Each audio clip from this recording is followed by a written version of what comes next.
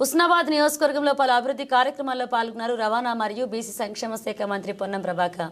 కోహెడ మండలంలోని చంచల్ చెరువుపల్లి నుండి వెంకటేశ్వరపల్లి వరకు 1,20,00,000 రూపాయలతో రోడ్డు నిర్మాణానికి శంకుస్థాపన చేసి మంత్రి పొన్నం ప్రభాకర్ అదేవిధంగా కోహెడ మండల కేంద్రంలో ఓపెన్ జిమ్ను ప్రారంభించారు.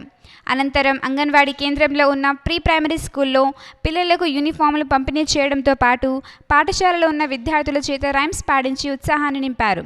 కార్యక్రమంలో సిద్దిపేట జిల్లా అడిషనల్ కలెక్టర్ అబ్దుల్ హమీద్, సిద్దిపేట గ్రంథాలయ సంస్థ chairman Lingamurthy, Koheda market committee chairman Boini Nirmala, మండల కాంగ్రెస్ అధ్యక్షుడు మందా ధర్మయ్య, ఇతర ముఖ్య నేతలు అధికారులు పాల్గొన్నారు.